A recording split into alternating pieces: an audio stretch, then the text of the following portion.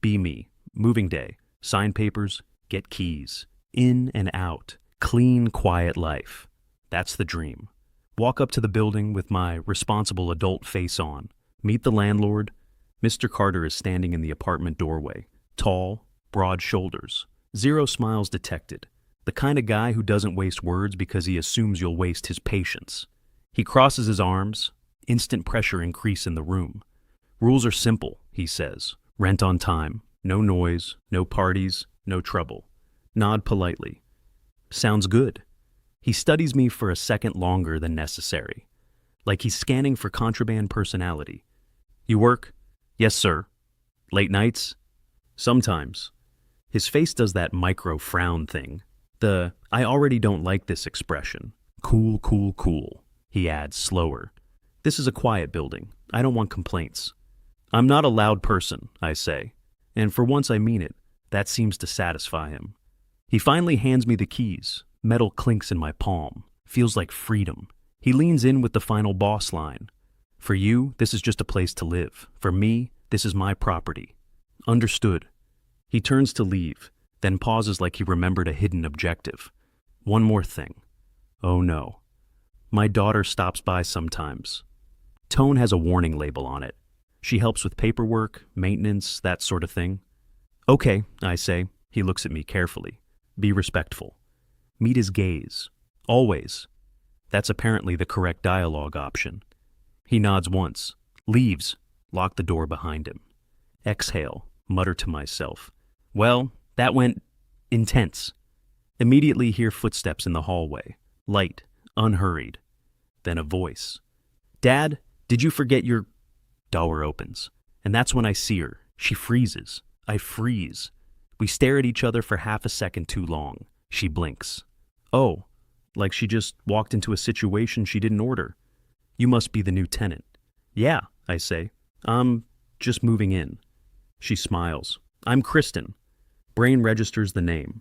Kristen is still in the doorway, holding a folder against her chest. Looks nothing like the warning her dad implied. Relaxed posture, curious eyes, smile that feels dangerous. She glances around my apartment like she's evaluating a new habitat. Oh, she says again. So you're the one taking this place. Guilty, I reply. She steps inside without asking. Bold move. Dad didn't scare you off? She asks, amused. Not yet. She laughs. That's impressive, she says. Most people tense up when he does the arms cross thing. He did the arms cross thing. Yeah, she nods. That's his I'm judging you silently pose. She looks around, nodding. Approval from the landlord's daughter apparently matters now. Great. Looks better with furniture already in it, she says. Last guy barely unpacked. That bad? He broke a chair. I snort before I can stop myself. She points at me like she's calling a foul. Okay, you passed the first test. There was a test? Always is. Why do I feel like I just joined a game I didn't install? She flips open the folder. I'm just here to drop off some paperwork. Internet info, trash schedule, emergency contacts. Hands it to me. Our fingers brush for a second. She goes casual. So, what do you do? Work, gym. She grins. Smart priorities. What about you? Me, she says. I help my dad, work freelance, and occasionally rescue tenants from his mood swings. Sounds heroic. I try.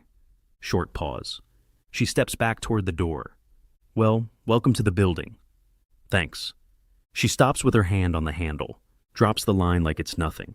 Oh, and don't worry. About?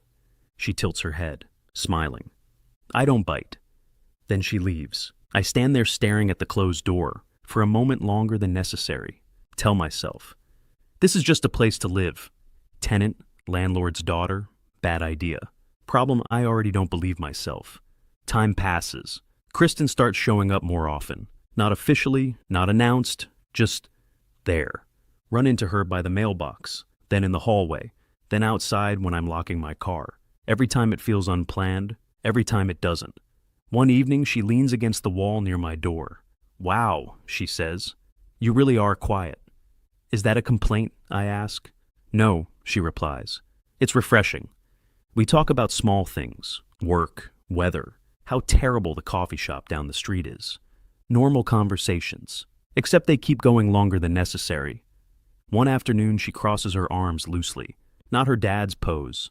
Hers is casual, almost playful. "So, how's the apartment treating you?" "Pretty good. No ghosts so far." She smiles.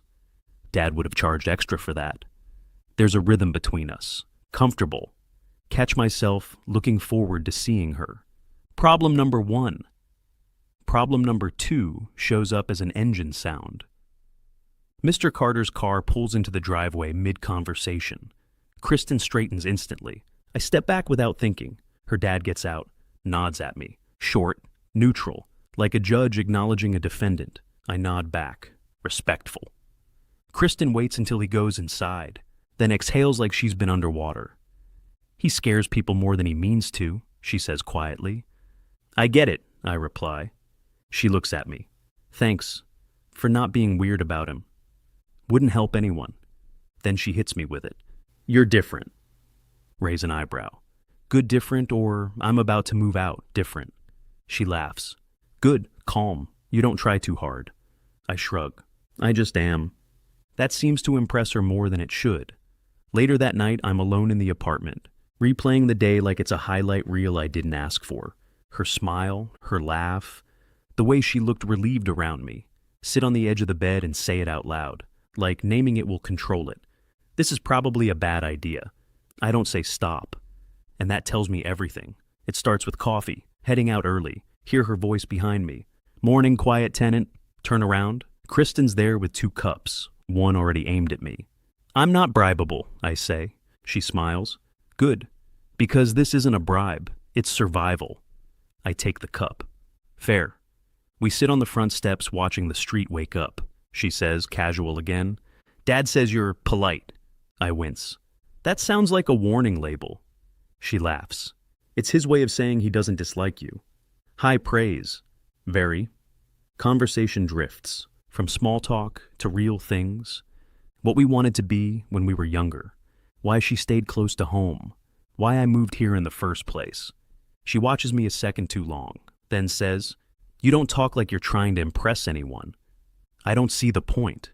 She studies me, like she's trying to confirm I'm not pretending. That's rare. Silence lands between us. She nudges my knee with hers. Accidental. We both pretend. Liars. "You always this serious?" she asks. "Only when I'm awake."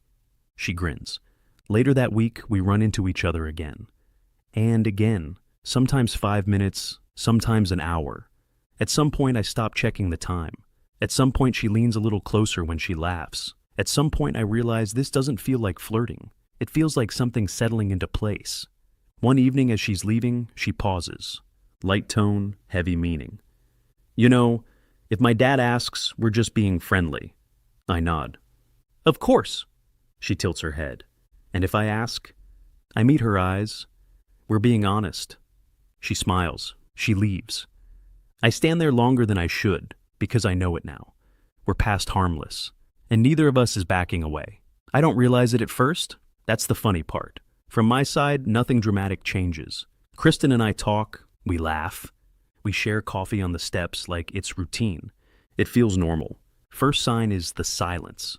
Mr. Carter used to greet me with a nod. Now he watches. One evening I'm unlocking my door, hear his voice behind me. "Busy lately?" Turn around, keep my face neutral.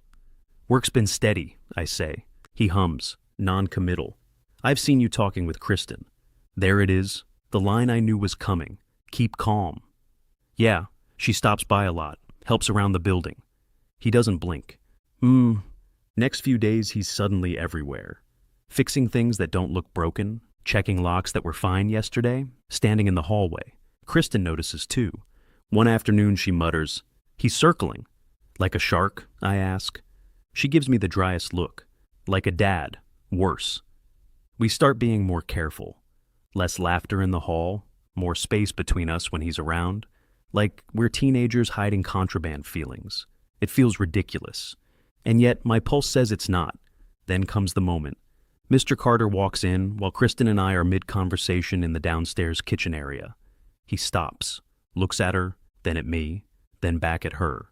Kristen, he says evenly. Can I talk to you? She straightens. Sure.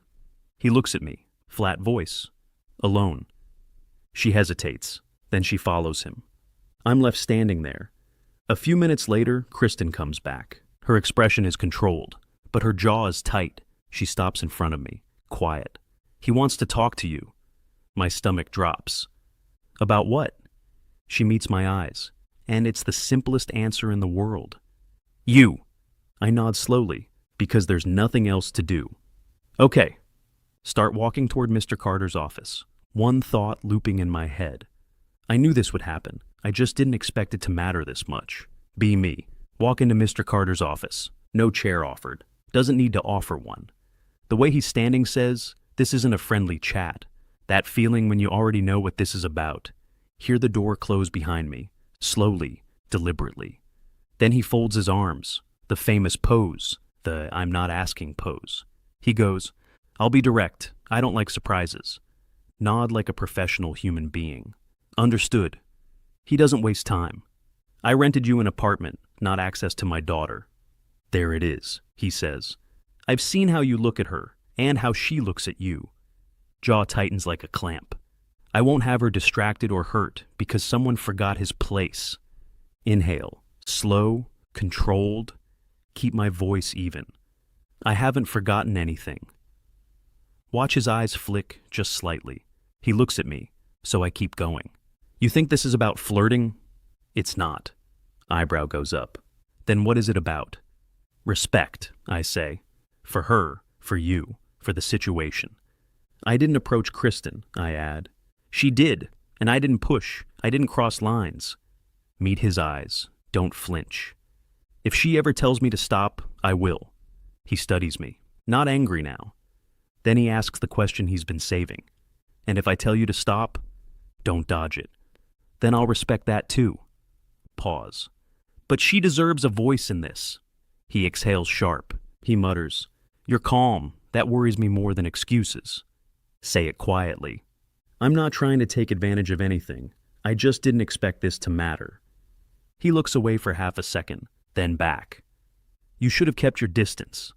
Maybe, I admit, but I didn't disrespect her. Another long pause. Finally, he opens the door. This conversation isn't over, he says. And I'll be watching. Nod. Fair. Step into the hallway. And of course, Kristen is there. She searches my face. Well, exhale. He thinks he's protecting you. Her lips press together. And you? I think you can protect yourself. She smiles. Good, she says, because I'm not done talking either. Later that same evening, Kristen doesn't wait. Hear her knock on her dad's office door. She goes, Dad, we need to talk. I'm still in the hallway. Not invited, not dismissed either, Kristen says. I know what you said to him. You don't get to decide this for me. Pause. Then Mr. Carter's voice, lower now. I'm trying to protect you. Kristen fires back. From what? Being treated well? Silence again. Lean against the wall. Tell myself this isn't my fight, but it's about me. Kristen keeps going. I'm not a teenager. I'm not naive. And I'm not confused. Another pause, longer. Then she adds, like she's presenting evidence. He didn't pressure me. He didn't cross a line. Door opens suddenly. Kristen steps out, cheeks flushed. You okay? She asks. Nod. Yeah. She exhales. Good. Mr. Carter appears behind her. Looks tired, he says to me. She's made herself clear. That doesn't mean I'm comfortable. Answer honestly. I wouldn't expect you to be. That earns a small nod. Kristen steps closer. She says firmly. I'm not asking permission. I'm asking for trust. Her father studies her for a long moment, then looks at me. Quiet voice. If you hurt her, this conversation will feel pleasant compared to what comes next. Don't hesitate. Understood. Kristen scoffs. See? Dramatic. Mr. Carter almost smiles. Later that night, Kristen and I sit on the steps outside again. Same spot as before, but everything feels different, like the air got cleaner. Tell her. You didn't have to do that. She shrugs. I wanted to. Then glances at me. And I don't like people talking about me instead of to me. Smile. Noted. She nudges my shoulder. So, she says, softer now? Still think this was a bad idea? Look at her. No, I admit. I think pretending it doesn't matter would be worse. She smiles. Mr. Carter still watches. Kristen notices too. One evening on the steps again, she says, he stopped hovering. I go. That's good, right? She smirks. For him, that's huge. We talk longer now. Kristen says casually one night, you know, you didn't have to stay. I blink. After that talk? She nods like it's obvious. I shrug. Didn't feel right to leave. She looks at me with that look again. Few days later. Catch Mr. Carter fixing a loose railing by the stairs. Offer to help. He hesitates, then hands me the wrench. We work in silence. Tools clink. No tension this time, just doing a thing. Finally, he clears his throat. She's stubborn, he says. Yeah, I reply. I've noticed. He adds, like it costs him. She gets that from her mother. When we're done, he nods once. You've been respectful, he says. That night, Kristen knocks on my door. Walk, she asks. Grab my jacket. We don't talk much at first, streetlights casting long shadows. She slips her hand into mine without comment. I don't question it, just accept it like something true. She murmurs. This feels dangerous, I ask. How so? She says. Because it feels easy. Squeeze her hand. Easy isn't always wrong. She smiles. When we stop outside the building, she turns to me. I'm glad you stayed, she says. So am I. She leans in, stops just short, waiting. I close the distance. The kiss is quiet. When we pull back, she rests her forehead against mine. Whispers, my dad will pretend he didn't see that. I chuckle. Generous of him. She laughs. And for the first time since this started, nothing feels wrong. Like the morning Mr. Carter holds the door open for me. Morning, I return it. Morning. Later, Kristen whispers, amused. You survived, I whisper back. Barely. She smiles like she's proud of both of us. A few days pass, then something changes again. Mr. Carter asks me to help with a repair in the basement. Not an order, a request. We work side by side, tools clinking, silence. But the silence isn't sharp anymore. It's just quiet. Out of nowhere, he says. You're consistent. I glance up. With what? He replies. With who you are. People pretend. You don't. That feeling when you don't know how to accept a compliment from a man who threatened your existence, I say. Thanks. He clears his throat. I still don't love the situation. I wouldn't expect you to. Then he adds, like it's the closest he can get to approval. But Kristen doesn't make careless choices. And I get it. That's his version of trust. That evening, Kristen and I sit on the couch in my apartment. She tilts her head. He talked to you, didn't he? Yeah. She waits. He didn't threaten you, did he? No. She exhales. Progress. She shifts closer, rests her head against my shoulder. She says quietly, I chose this, just so you know. I nod. I know. She looks up. And you're still here. Yeah, I say. I am. Her smile is soft. Outside I hear a door close. Footsteps. Then nothing. Mr. Carter giving us space. Kristen notices too. Laughs softly. I think that's his version of trust, I say. I'll take it. She squeezes my hand. Me too.